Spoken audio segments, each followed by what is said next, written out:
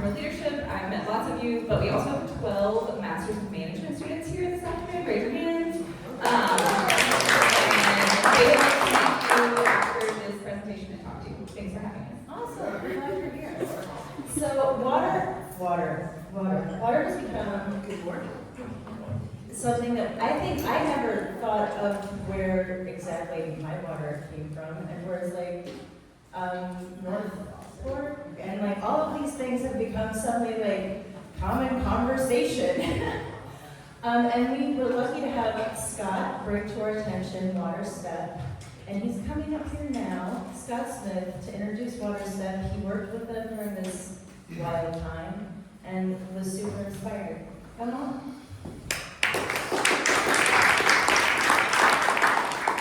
Hey, thank you everyone. My name is Scott Smith. I'm an experiential graphic designer, and that basically is UX for the meat space. If you want to learn more about that later, you can talk to me. But I'm here today to introduce an amazing organization that about 3 weeks ago I heard about on BPR radio that there was a group that was providing drinking water to our community during this disaster, and that they were making this drinking water here locally from a creek on Beaver Dam Road next to the Rings Creek Fire Station. And I said, well, I need water. It's time to refill. I'm not interested in continuing to use these single-use plastic containers. That's never been a thing that I've been interested in. And so how can I I'm going to go do that, and then I'm also going to I wanted to find out, what is this all about? What's going on? This sounds really cool. And when I got out there, my friend Keith was holding down, and they had come in and taught Keith how to run the system, and a couple of other people in the community, and then just set it up and got it going, and it's been running by volunteers, including myself from time to time, I just am profoundly inspired by this organization, and I thought this would be a great opportunity for them to talk about what they're doing to our community. And Mark Hogg is here, the CEO, to tell us about WaterStep, which is a nonprofit based in Louisville, Kentucky. And I'll let Mark tell you the rest. This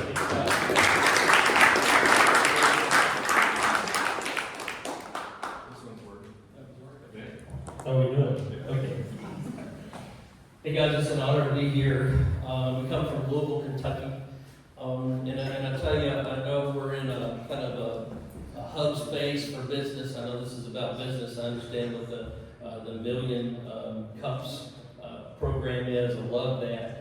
And I think, like you, I don't know how many of you guys really never felt like you had a job or a boss. I mean, there's probably a lot of us in here like that, and we're kind of doing our own thing and trying to figure it out. You know, you come across a wall and you bang your head against it a while and then try to push through that, and then you realize how much you didn't know, and then you realize, well, I knew all this, but that really doesn't matter. I got to learn all this now. So business is kind of an interesting journey when you're in that entrepreneurial kind of make the business kind of space.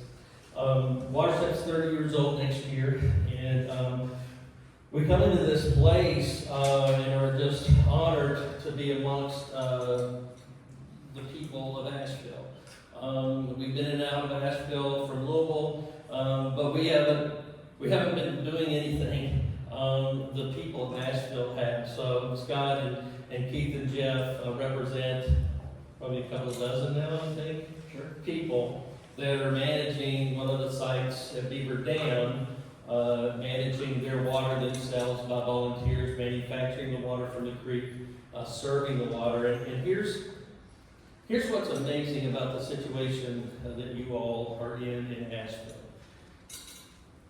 It's really, I was talking to Erica a moment ago, You know, sometimes we come upon these scenes in our life, and I'll never forget, I met a young man years and years ago. He was 16 years old. He was going on a mission trip overseas, and I asked him, how are you feeling about the trip? And he said, well, I'm pretty scared. I said, really? Talk to me about that. He said, you know, you scared of the bugs or the heat, or, you know, not liking the food or whatever that is when you go to this other place. And he said, no. He said, it's going to change me. And he said, I'm not really sure what that looks like yet. When we go through these situations, it changes us. And I think the fear is we're not really sure what it looks like. But what excites me for what we've been able to see is people coming together.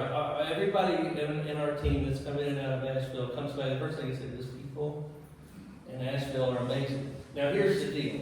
Y'all feel like you're in the South in Asheville, pretty much, y'all Southern folks? Because I'm from Alabama, and that's where that's right. Here's what I'm excited about.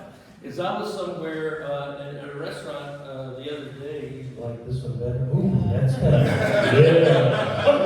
I was somewhere the other day. Give me this earlier. I was somewhere the other day, and the only tea was sweet tea. Hallelujah. Come on, talk to me about that.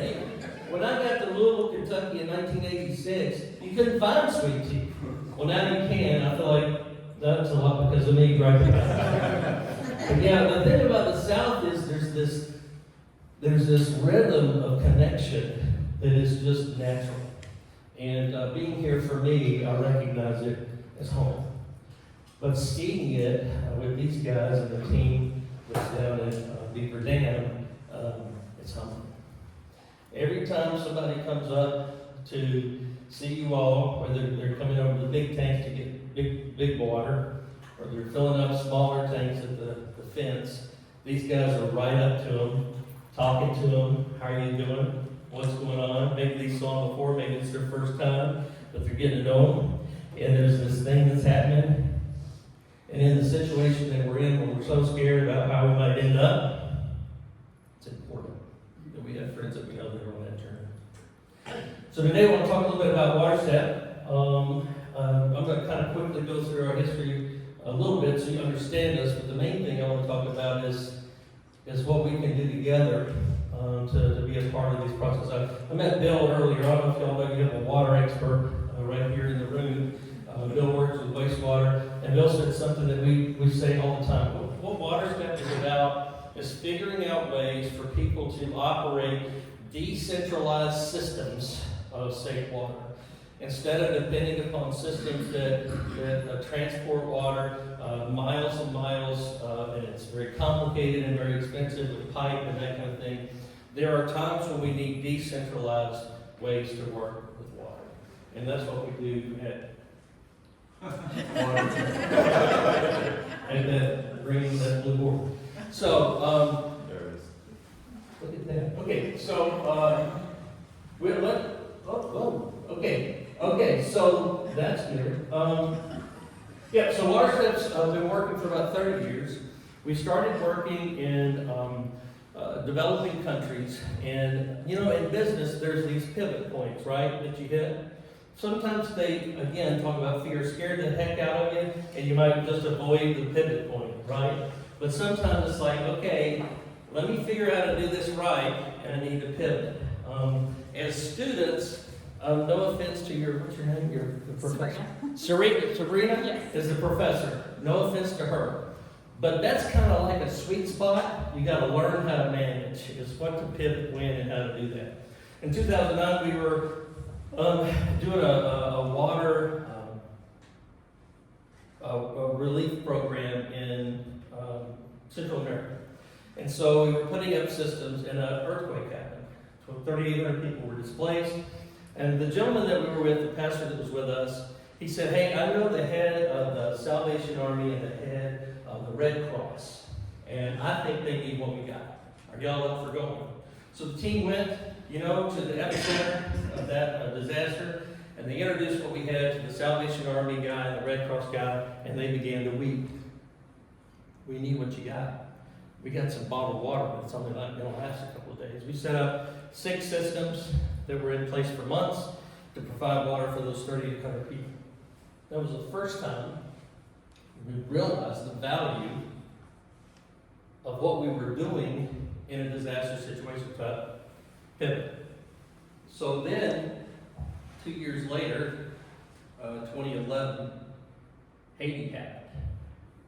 And so when Haiti happened, we were like, okay, full throttle. Can we get down there? Who do we know? How do we go? And we've been working there for several years. And we called the gentleman down there. His name was Brisno. And we said, Brisno, we want to come down and help in the disaster. What do you think? Can our team manage, to work with us? What's it like down there? And he said, here's the deal. I'll make some calls and I'll see who's alive. And we'll see what we can do. So we got an escort on a plane. The military escorted us. It's a long story about those kind of connections that we have. And so we were escorted into Haiti, in and out of teams every week. And so that changed the way we work again, and catapulted us to another level. Michelle's with the TV station here. She knows the importance of marketing. Our newspaper had us on the front page of the newspaper for 7 days straight. So suddenly another pivot point. We were known in our community in big ways. So we've been able to present this global plan and working in these many countries, doing just like what we're trying to do to help Scott and Jeff and Keith and others here in Asheville to manage their own water.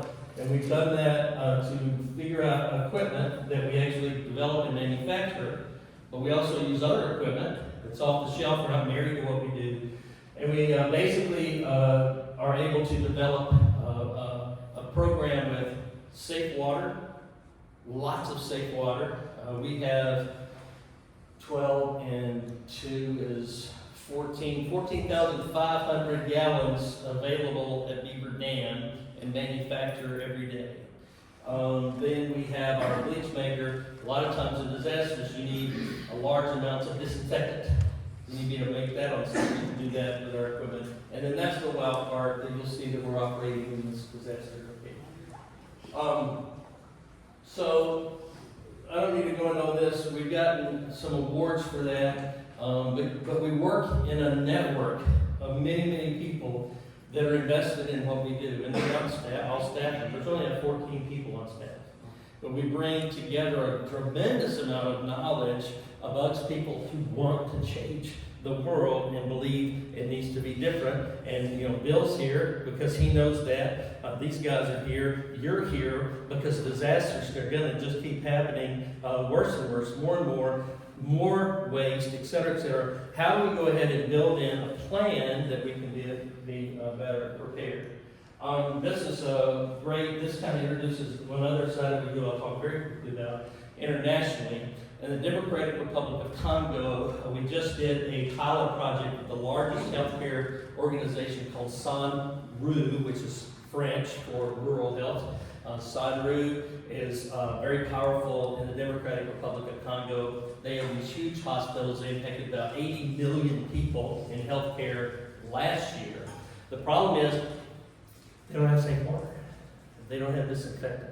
And WASH programs, Water and the International Center for Water and Sanitation, Hygiene, and Health, WASH programs internationally, we've studied and we realized that the biggest problem is we can't, when you say you're doing WASH, most of the time you're doing a portion of that best you can. Maybe it's making latrines, maybe it's providing some filtration, whatever that is, teaching hygiene.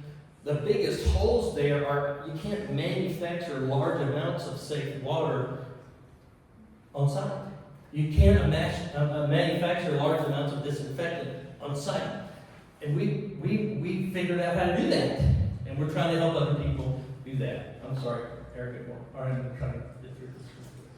So this is our water relief program.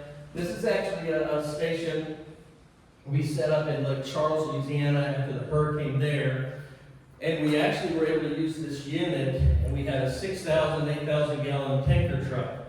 And we were on a base, a big church, 850 people, helicopter pads, Red Cross, all the NGOs, 16,000 meals a day served, shower trailers, laundry trailers, blah, blah, blah, no safe water. They were on boil advisory. So what we did was we pulled the water off the boil advisory, we treated it with this machine, and then we would put it into the tanker truck, and the tanker would constantly manage all the water needs for the base. It's pretty cool. You've seen these tanker trucks running around your town, haven't you? So we can treat the water in those tanks and be able to manage that, even when the water in the tanks is not potable water. We can treat that in the tank, and it can go and deliver that somewhere else. Here's the interesting thing that happens in a situation like Asheville. You know this a whole lot more than I do because you're living it. The problem with the trash is one thing, right? I mean, how many of you seen like buttloads of bottled water out in the middle of nowhere where it shouldn't be? Well, it's going to be a whole lot more. So that's one problem that you've got in disasters like this. All we have is bottled water. That's why we need a plan to be able to provide. Yesterday, the gentleman came up with this pickup truck. He had two about 40-gallon tanks in the back of his truck, filled them up, and he's not using bottled water. You met the lady the other day. She's using bottled water to bathe her kids, her 3 kids, and now she's able to get large amounts of water, not doing the bottled water thing at all. So you've got that issue, and then what's interesting, we were in Brownsville meeting with some folks from the counties up there, and the problem they had was in Burnsville. Sorry, y'all got a lot of B bills up there, and that's been confusing for me. I'm so sorry. Just a tip, little community meeting. So Burnsville, the woman was applying to get one of our pieces of equipment, and she said, "Here's the problem we've got. All these large tanker trucks are traveling on our roads and they're falling apart." So it's this post-disaster disaster, that's happening with that. Help us manage a way that we can have truck water in that's not so big. So that's our water relief program, is trying to help figure out these issues with the community in these areas. So Erica, when I do that, You're cooking, right? oh, well, what are you doing back there? I was going to let you clap for Jen, but she sucks at her job. The clicker broke. I don't know if it's right. Okay, we don't have to have the clicker. We're good. No clicker left. So, but I'm honored to be here today. And what we want to do is to try to introduce you to what we're doing. And the interesting thing is, we have never been in a community like this doing work in the U.S. that we've seen so many attempts for people to set up water stations. I don't know if you've seen that or not, but there's a lot of these mobile water stations popping up. Well, what are they? What are they providing? Who's monitoring that? The thing is, there's not really a plan. But that's not necessarily a bad thing, because it's pivot time, right? And what we can do is we can learn from each other what is the right solution in the situation that we're in. How do we monitor that? The state is still trying to figure that out. Water is mandated state to state to state. So the water rules in Kentucky are not the same water rules in North Carolina. They've got their own books for that. Mobile water treatment doesn't even have a plan in NSF. We've been working on that for years. They just gave mobile water treatment a number this past year, which we're excited about. The other thing is that in Kentucky, we wrote mobile water treatment into our water department plan book. No other state has done that. So right now, it's a real honor to be here because Kentucky has figured this out, how to use mobile water treatment. And we're honored to bring this to the table. It's exciting to be here. I've probably talked too long, but we're so blessed that you all allowed us to work in your community. I told these guys here, we're learning so much. We've never set up a system in a community that is totally manned, hands-off by the community. And we're learning so much about the water distribution, people coming, what are their questions, and how do we respond to those? It's been exciting to learn so much. But you all, with us, have embraced us in this community, and we are at another pivot point at WaterStep. So we're learning, and I'm honored to be here. Thank you so much.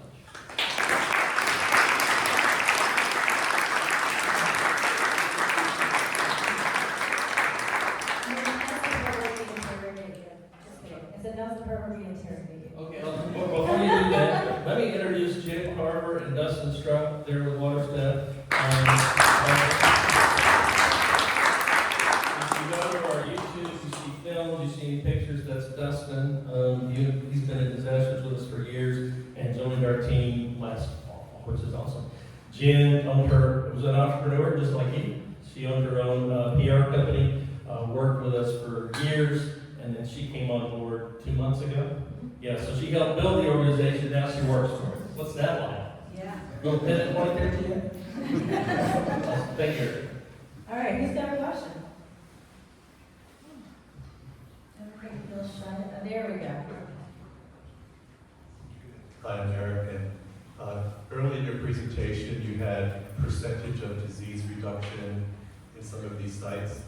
I'm assuming that's a factor of people using other water sources that you impacted, that using your water source is even greater. Is that correct? Yes, sir. So for example, and I'm not sure,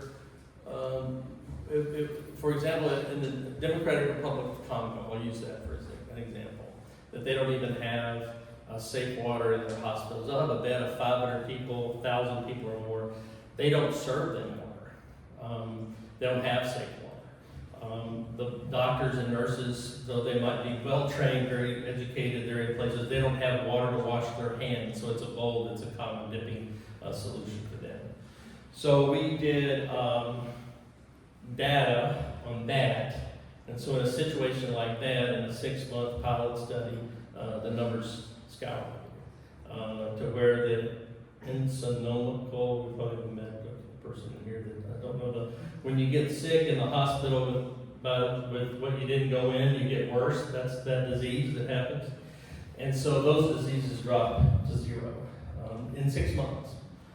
So it's dramatic, if that's what you're asking. The percentage of health is absolutely dramatic when you're able to bring in simple things that we take for granted, not now because of the disaster.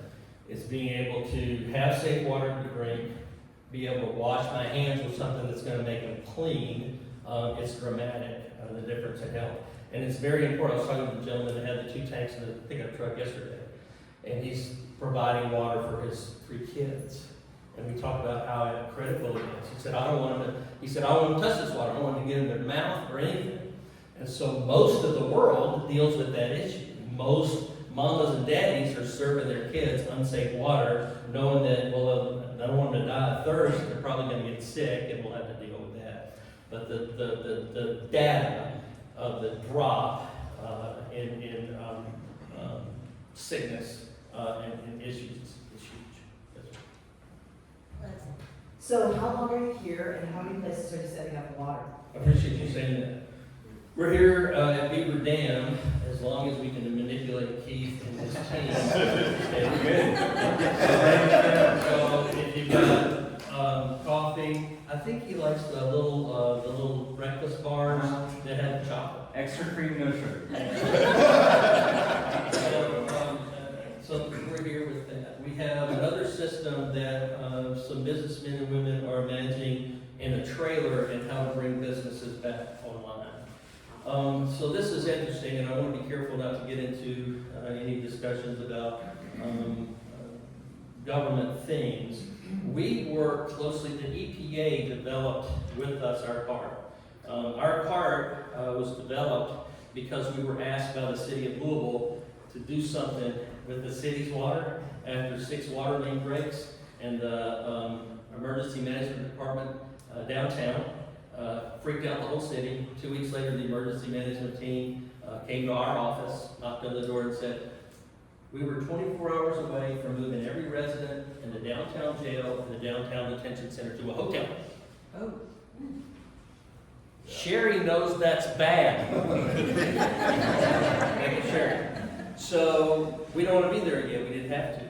But we need an idea, a plan, and y'all do this around the world. And that's where we first developed our first little idea for the wildfire.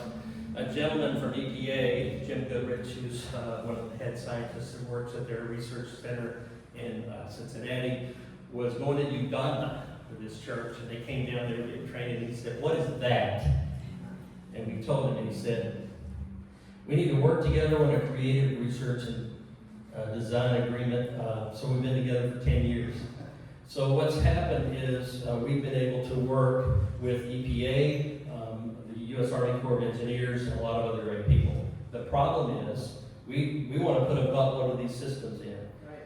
The problem is North Carolina, the state of North Carolina, is still not real sure what to do with these systems. But the North Carolina Public Health Department, they contacted Kentucky Health Department, who has 4. Like I told you, Kentucky, we work with different in these disasters. And they called them and they said, "We heard y'all had 4 of the WaterStep systems. Can we borrow those?" And of course they said yes. So they're here. And all 14 prisons in Kentucky have 2 well points.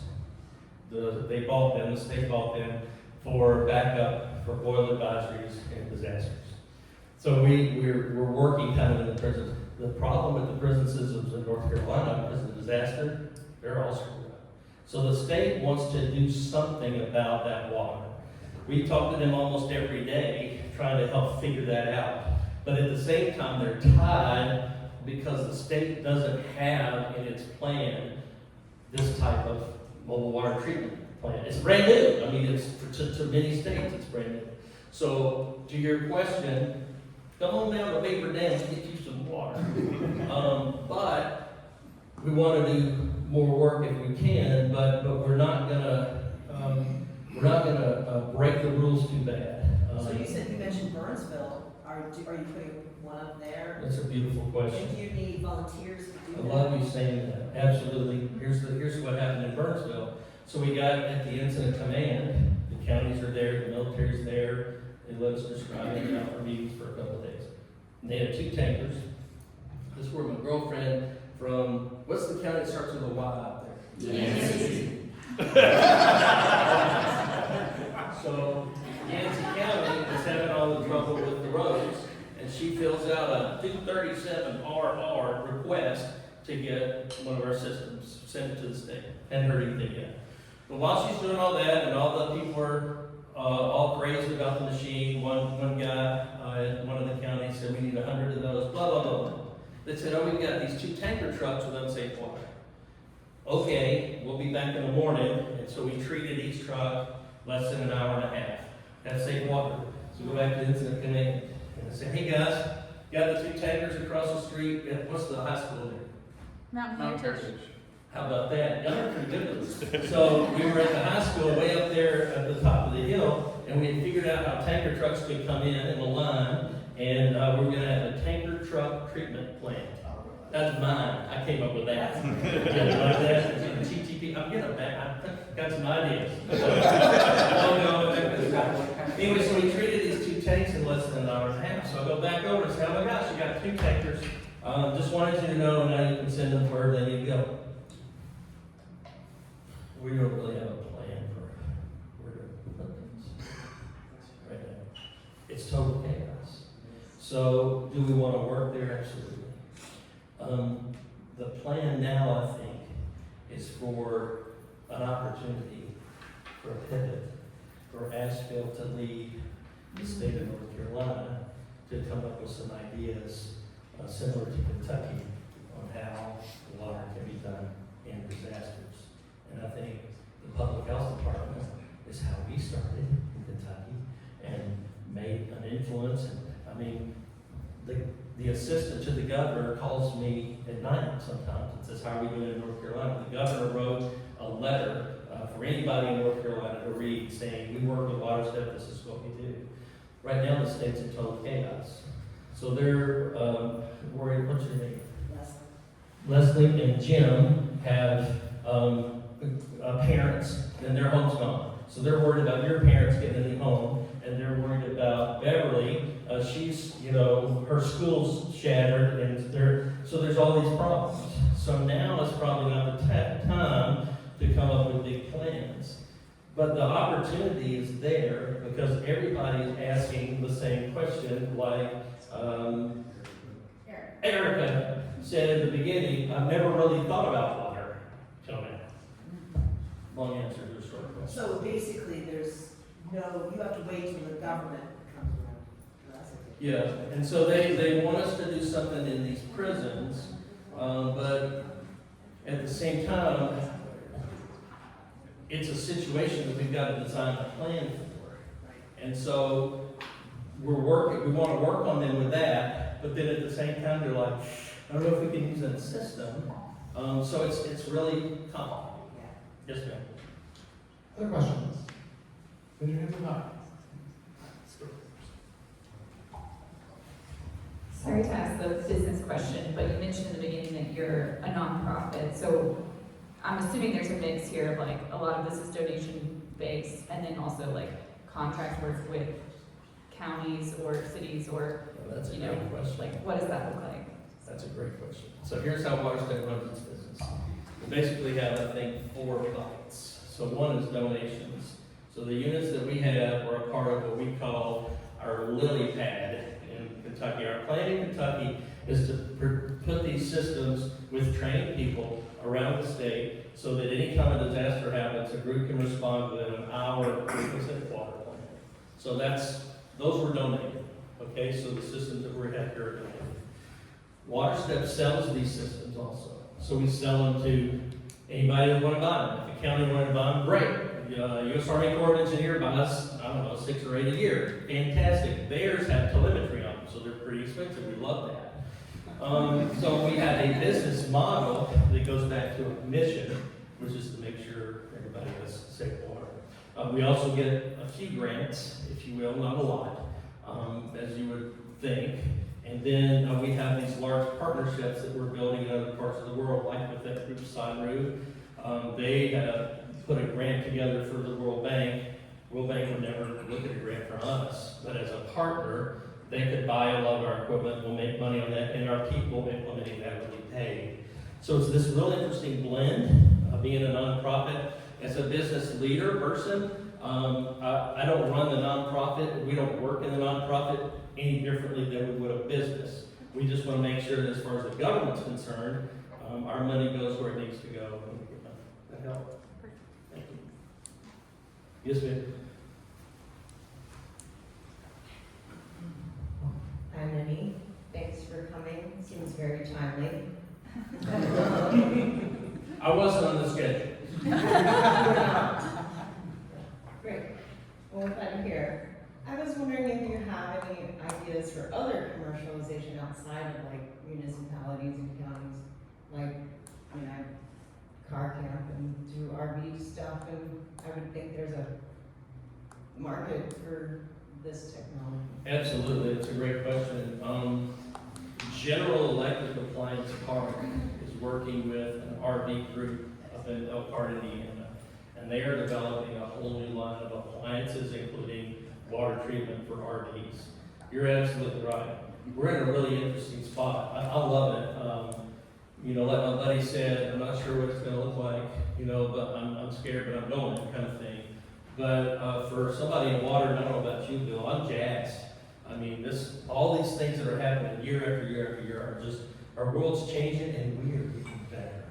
So yes, there are a tremendous amount of, if you'll listen, I saw a commercial on TV the other day,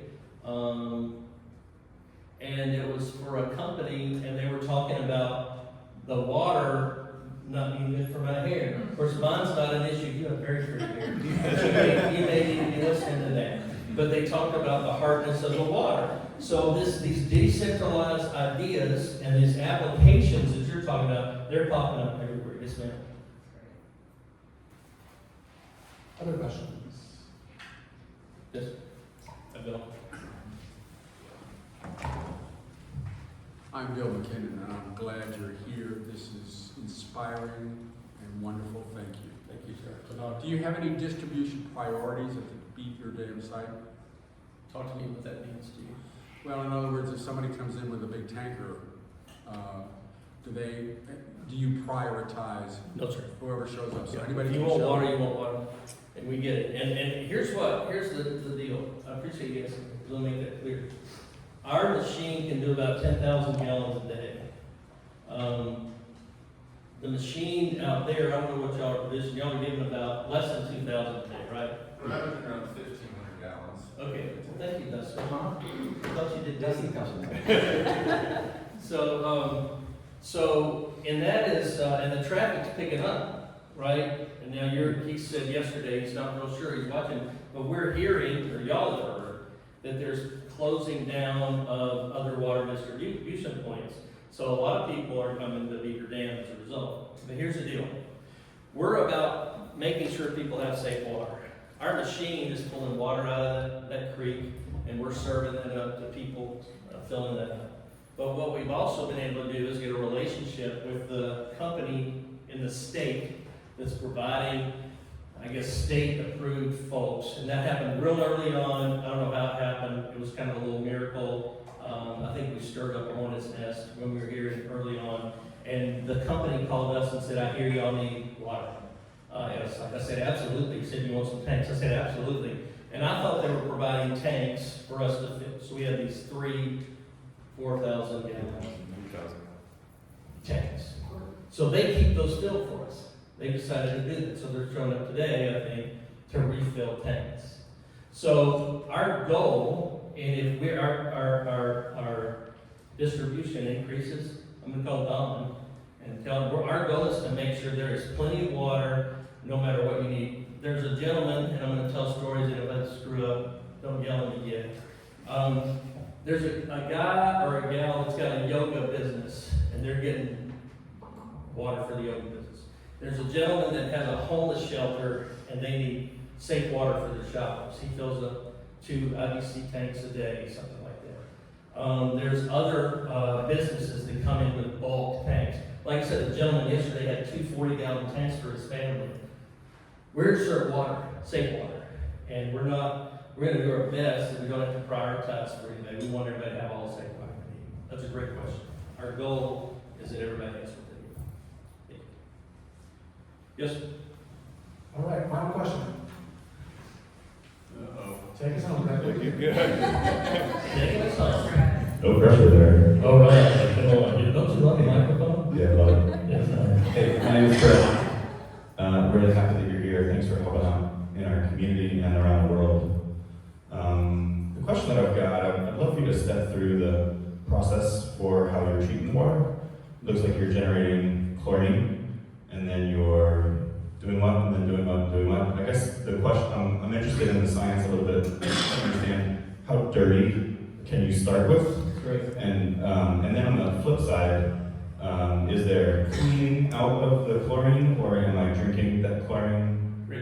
Sort of give me the in and out of the science behind it. So let me say this, and if Jen can do a decent job with the slides, there is, if you'll go, there is an EPA website just for our card. And so that'll give you all sorts of details. Test beds, we're in the test bed in Idaho, they run it all the time, there's constant testing. So there's a lot of data there that you can get, and I can make sure that you have that information. But if you just even Google WaterStep, Loudcart, EPA, you'll find that website, and that's got great details on it. We have a couple of little handouts up here too. If you want to come up here after, little QR codes you can go to. Oh yeah, take a picture of that. Yeah, you want to take a picture? Anybody can come up here and Yeah, take that. you don't have enough for everybody, so take a picture of it, you'll have more detail. Like that? Okay. So, the cart is designed, so the way we designed it is we want to try to have, and we've done this in the developing world, a little bit of residual chlorine when the water's finished, when it's polished. Just like the water you would have out of your tap when Asheville's not in a disaster. That's about 2 parts per million of chlorine. And if you think chlorine's bad, it's not. It's great. Buttloads of it are not great for you. But 2 parts per million has been used for decades and decades. Bill knows more about this than I do. So we finished that water. I'm going to start at the end first with that water to chlorinate. The process in the wild part is for us to be able to bring water in through a pump. We've got a little creek, little minnows in it. We kind of made sure it was as okay as possible from the community there, and it's in good shape. But the water will go through a particular filter. We get these filters, and all of our filtration and what we use is doesn't have to be replaced. Your canisters will never be replaced because we imagine being in the middle of nowhere with everything that we have, and we're not wanting somebody to say, "Well, I'm going to buy beans for my family or get that expensive filter for the community. I'm getting beans for my family." So these filters are particular filters. They're screen filters. They're made in Israel. We like them a lot. And so the water passes through the screen filter. Why am I doing this? Get up here. No, you go I'm ahead. serious. No, you go ahead. He's so freaking I do this all day, every day. Okay, I'm like, reminded now about it now. This is your spot, Mark. You go ahead. All right, so it goes through those particular filters, and keep saying they're clogging up periodically. He just pulls those out, rinses them off, and then the water keeps going. It goes through. What's it go through next, Keith? It goes through the UV light How about that? filter. So it's a UV disinfection. It goes through there. Then it goes through carbon filtration, and that's changed out. We've done that once a couple weeks now, something like that. Once a week, yeah. Once a week. So the carbon's changed out, and then it goes through the chlorine Gas generator. gas generator. Thank you. See. So the chlorine gas generator injects chlorine gas into the water line, and it goes into a bladder tank. We have 2 large bladder tanks, 150 gallons each, and it's kind of like chicken soup's better, after a little bit of sitting because all the flavors get together. Well, the batch sits so the chlorine can fight pathogens and bacteria in there well. He's going to check that with a simple pool tester to make sure the chlorine level's where we want it and safe and steady. We seal the tank up and we're good to go. That's the process. Pretty simple. The unit is designed to expand if you want. If you wanted to add other types of filtration to that to get it more complicated and draw out other things that you might want to, you can. Our goal is that we set up something real simple, real quick, that gets you through the disaster. If you're worried about some trace metal or chemical that if you drank 80 gallons a day for 70 years, you might get a little tumor on the side of your neck. We don't worry about that today. A lot of that stuff is brought out or pulled out by the carbon filtration, but it's designed, and the EPA testing will show you it does an incredible job to treat water as it is. Bill probably has some more comments that he can make it, and we can talk more offline. But go to the website and you'll have the QR code right here, and it'll give you a buttload of data. The carbon also removes chlorine. It kind of polishes the water on the way out. It's kind of the final thing. And so if the chlorine levels are too high, we can even run it back through the carbon will remove the chlorine. That's what makes it kind of tasteless. What you're used to, maybe a little bit of your tap stuff. So there you go. Yeah, there's those adjustments to get it right where we want it, so it's not dangerous to use. Is that the question you're kind of worried about? Is it dangerous for me to drink? No, I think it's pretty clear that your creek is drinkable. I just wanted to understand. Good. Okay, awesome. And come to Beaver Dam. Y'all are operating what, 12 to 6. 12 to 6? And he'll have a better attitude when he's done. I have a great, I'm just going to do that 100 times a day, Mark. You know. You know. Come on. All right, let's put our hands together for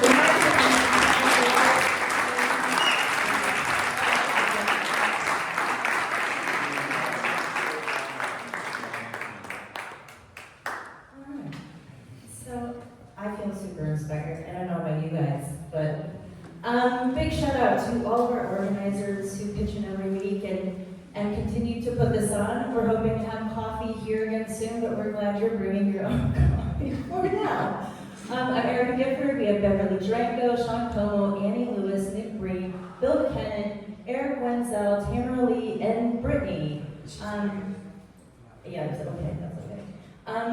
Yeah, we've already done that. So now you can take out your phones and scan this QR code. This is how we get funding. So thank you for doing this. It only takes a second. No retina scan, no blood drawn. Going into next week, I am super, super excited. Are we okay? Next week, we have, it is the Women Entrepreneurs of Asheville. They have created a grant fund. This is Poppy Popcorn, this is Plum Print, this is Soulku. They have worked together to create a grant fund to help other women entrepreneurs. So that's going to be super inspiring. And then we also have Vic Isley of Explore Asheville, who's going to be talking about the Love Asheville program from afar. Love Asheville from afar program, yes. Which basically is kind of getting all the Asheville products out there for the holidays so all these people can continue to do sales. Exciting. Today, there's a community concert at the Orange Peel. VP candidate Tim Waltz is visiting, and a special performance by American Aquarium. And then tomorrow, they're doing a big Halloween block party. The Downtown Association has been really pushing to bring people back to downtown. So come down, put your dog in a costume. That's always fun. And it's 4 o'clock, and it's going to be downtown awake again. And then the Wortham is reopening on Friday for some enchanted evening. So let's all get out and enjoy this beautiful town as it's reopening. Thanks so much for coming.